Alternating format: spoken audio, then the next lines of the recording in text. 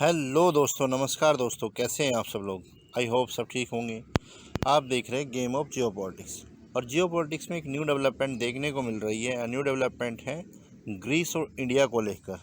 जैसे कि आप जानते हैं कि भारत के प्राइम मिनिस्टर नरेंद्र मोदी अपनी विजिट को ख़त्म करके जो ब्रिक्स की जो उनकी विजिट थी उसको ख़त्म करके वो ग्रीस पहुँचे हैं, जहाँ पर उनका ह्यूज वेलकम किया गया है वहाँ के लोगों द्वारा, स्पेशली क्राइकोस मित्सोताकिस के द्वारा, जो वहाँ के प्राइम मिनिस्टर हैं उनके द्वारा उनका ह्यूज वेलकम किया गया है। ऐसा करने वाले वो भारत के फर्स्ट प्राइम मिनिस्टर बने हैं आफ्टर 14 ईयर्स। तो जैसे कि आपने देखा होगा किस तरह से 1983 में जो इंदिरा गांधी जी थी इंडियन प्राइम मिनिस्टर, उन्होंने ग्रीस को विजिट किया था 14 ईयर्स पहले। लेकिन अभी प्रेजेंट टाइम में फर्स्ट प्राइम मिनिस्टर बने हैं नरेंद्र मोदी जी, जिन्होंने ग्रीस को विजिट किया है। और ये विजिट भारत के लिए काफ़ी इम्पोर्टेंट है, बिकॉज़ भारत के हिसाब से अगर देखा जाए तो, क्योंकि मेडिटेरियन सी में जिस तरह से चाइना ग्रो कर रहा है, अपने इन्फ्लुएंस और डोमिनेंस को बढ़ा रहा है, उस पर्सपेक्टिव से देखा जाए तो ये इंडिया के लिए काफ़ी इम्पोर्टेंट रहेगा ग्रीस के साथ में रिलेशन बिल्ड करना। जैसे कि आप जानते हैं कि जब प्राइम मिनिस्टर नरेंद्र मोदी किसी भी कंट्री में विजिट करते हैं तो वहाँ का जो इंडियन डायस्पोरा होता है वो इंडिया के प्राइम मिनिस्टर को वेलकम करता है। ठीक ऐसा ही ग्रीस में हुआ है। जो इंडिया का जो डायस्पोरा था उसने भी इंडियन प्राइम मिनिस्टर को क्या किया, ह्यूज वेलकम दिया है। और जिसको लेकर चर्चा बनी हुई है वर्ल्ड जियोपॉलिटिक्स में, किस तरह से भारत के लिए ग्रीस इम्पोर्टेंट रहेगा और भारत ग्रीस के लिए इम्पोर्टेंट रहेगा। क्योंकि कहा जा रहा है कि भारत अपना इन्फ्लुएंस धीरे धीरे जियोपॉलिटिक्स में और वर्ल्ड जियोपॉलिटिक्स में अपने इन्फ्लुएंस और डोमिनेंस को इन्हेंस कर रहा है। और जिस तरह से भारत के साथ में अलग अलग कंट्री के जो रिलेशंस हैं वो स्ट्रॉन्ग हो रहे हैं और भारत की फॉरेन पॉलिसी भी स्ट्रॉन्ग हो रही है साथ ही साथ में। और भारत की जो जियोपॉलिटिकल इम्पोर्टेंट रोल है वो भी साथ साथ में भारत का स्ट्रॉन्ग हो रहा है। तो अगर आपने हमारे चैनल्स को सब्सक्राइब नहीं किया है तो सब्सक्राइब कर लीजिए। हम इस टॉपिक्स को इन डेप्थ नॉलेज लेंगे, समझेंगे क्यों भारत के लिए जो ग्रीस है वो इम्पोर्टेंट बना हुआ है। साथ ही साथ भारत के लिए जो ग्रीस के साथ में रिलेशन बिल्ड करने हैं वो क्यों इम्पोर्टेंट है। और भारत का जोग्राफिकल कंडीशंस, अगर भारत के साथ में जो ग्रीस की जोग्राफिकल कंडीशंस है और साथ ही साथ में जो हिस्टोरिकल्स रिलेशंस है उनको भी देखेंगे। सबसे पहले हम क्या करेंगे, जो ग्रीस की जोग्राफिकल कंडीशंस है उसको जानेंगे। तो हम जानते हैं जोग्राफी ऑफ ग्रीस। तो Greece is a country located in south eastern Europe and Mediterranean sea. जैसे कि हम जानते हैं कि जो ग्रीस है वो क्या है, साउथ ईस्टर्न यूरोप कंट्री के में स्थित है, साथ ही साथ मेडिटेरियन सी में। और वो एक नेटो कंट्री भी रहा है हमेशा से ही।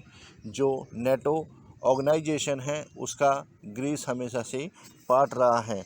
और कहा जाता है कि ग्रीस के पास में 2000 से भी ज़्यादा क्या है आइलैंड है, और जिसमें 170 आइलैंड पे वहाँ के लोग रहते हैं। और माउंट जो एथोस है वो काफ़ी इम्पोर्टेंट रहा है ग्रीस का, क्योंकि टूरिज़्म के पर्सपेक्टिव से देखा जाए तो काफ़ी लोग ग्रीस में विजिट करते हैं और टूरिज़्म वहाँ पे इन्हेंस होता है, जिससे वहाँ की जो इकोनॉमी है वो काफ़ी बूस्ट होती है। और इंडिया के लोग आजकल देख रहे होंगे आप किस तरह से भारत के जो लोग हैं वो ग्रीस को विजिट कर रहे हैं, क्योंकि ग्रीस एक खूबसूरत कंट्री है जो मेडिटेरियन सी में स्थित है।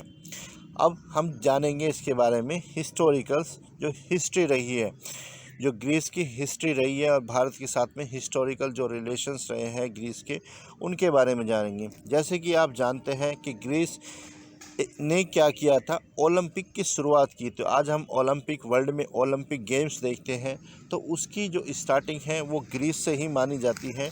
साथ ही साथ में जो ग्रीस है उसको हेलेनिक रिपब्लिक भी कहा जाता है और हिंदी में इसको यूनान कहा जाता है।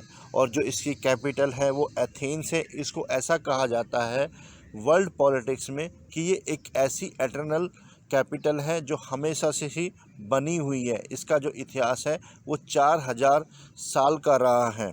तो ये काफ़ी ओल्ड कैपिटल रही है वर्ल्ड की, क्योंकि आपने देखा होगा किस तरह से जो वर्ल्ड की मोस्टली कंट्री है वो उनकी कैपिटल नई कैपिटल होती हैं। जैसे कि भारत की कैपिटल दिल्ली है, वो भी काफ़ी, उसका भी जो इतिहास है 5000 साल से भी पुराना इतिहास है। इसी तरह से क्या है, एथेंस का भी इतिहास 4000 साल पुराना रहा है। और इसका जो मेन जो हिस्टोरिकल पर्सपेक्टिव से देखा है, स्पार्टा, आपने स्पार्टा मूवी देखी होगी, 300 मूवी देखी होगी, उसमें किस तरह से स्पार्टन जो थे उन्होंने फाइट किया था। तो स्पार्टा भी इनका एक मुख्य शहर रहा है। और ऐसा भी कहा जाता है कि जो वर्ल्ड में अगर डेमोक्रेसी वैल्यू और डेमोक्रेसी को किसी ने बर्थ किया है तो वो ग्रीस ही है। तो ऐसा माना जाता है कि ग्रीस से ही डेमोक्रेसी का जन्म हुआ है। और ग्रीस को कहा जाता है कि Greece is a cradle of western civilizations, यानी कि वेस्टर्न सिविलाइजेशन का कर्डल है, यानी कि एक ऐसा पालना है जहाँ पे डेमोक्रेसी के साथ साथ में वेस्टर्न कंट्री का जो कल्चर है उसको पाला गया। और वेस्टर्न कल्चर का जो मेन कंट्री ग्रीस को ही माना जाता है। इसमें कहा जाता है कि ग्रीस से ही वेस्टर्न कंट्री की जो वेस्टर्न कल्चर है और वेस्टर्न सिविलाइजेशन है उसकी शुरुआत हुई है। और इसको माना जाता है कि ग्रीक्स ने वर्ल्ड जियोपॉलिटिक्स में और वर्ल्ड हिस्ट्री में काफ़ी इम्पोर्टेंट रोल प्ले किया है और उसने काफ़ी कंट्रीब्यूशंस दिया है वर्ल्ड हिस्ट्री में। तो इसलिए काफ़ी इम्पोर्टेंट रहा है।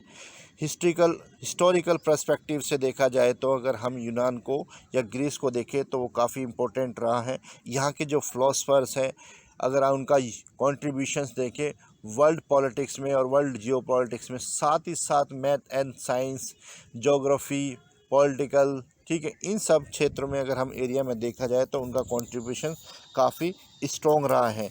आपने देखा होगा एरिस्टोटल, सुक्रेटिस, प्लेटो, इनको देखा होगा किस तरह से उन्होंने क्या किया है, अपना कंट्रीब्यूशंस दिया है वर्ल्ड पॉलिटिक्स में। और फादर ऑफ पॉलिटिक्स एरिस्टोटल को माना जाता है। फादर ऑफ बायोलॉजी जो माना जाता है वो भी एरिस्टोटल को माना जाता है।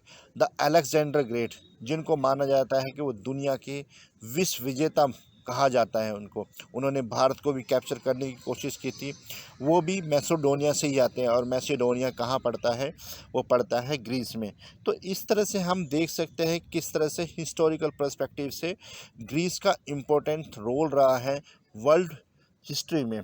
तो काफ़ी कंट्रीब्यूशंस किया है ग्रीस ने वर्ल्ड हिस्ट्री में और काफ़ी योगदान दिया है वर्ल्ड इतिहास में ग्रीस ने। इस तरह से हम कह सकते हैं कि ग्रीस भारत के लिए इम्पोर्टेंट रोल प्ले करेगा इन फ्यूचर्स में, क्योंकि जो ग्रीस की प्रेजेंस है वो मेडिटेरियन सी में है और उसका कल्चरल डाइवर्सिटी काफ़ी इम्पोर्टेंट है भारत के लिए, क्योंकि भारत में भी कल्चरल डाइवर्सिटी पाई जाती है, साथ ही साथ जोग्राफिकल डाइवर्सिटी भी पाई जाती है। तो हम कह सकते हैं कि भारत के लिए ग्रीस काफ़ी इम्पोर्टेंट रहा है। अगर हम आज के टाइम पे यानी कि प्रेजेंट टाइम पे देखें तो why important Greek for India, तो why is important Greek for India, क्यों इम्पोर्टेंट है भारत के लिए ग्रीस।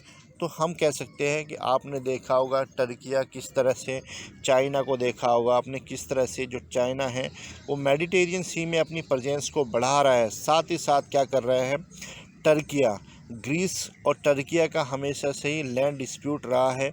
टर्किया जहाँ पे कहता है कि जो उसके आइलैंड है, ग्रीस के आइलैंड है, उनको क्लेम करता है कि वो आइलैंड वो टर्किया के हैं। तो इस तरह से हम देख सकते हैं कि टर्की का ग्रीस का जो लैंड डिस्प्यूट है वो काफ़ी सीरियस है। जिस तरह से हम देख सकते हैं भारत का और पाकिस्तान का जो डिस्प्यूट है कश्मीर को लेकर, उसी तरह से ग्रीस का और टर्किया का इम्पोर्टेंट जो डिस्प्यूट है वो हम देख सकते हैं।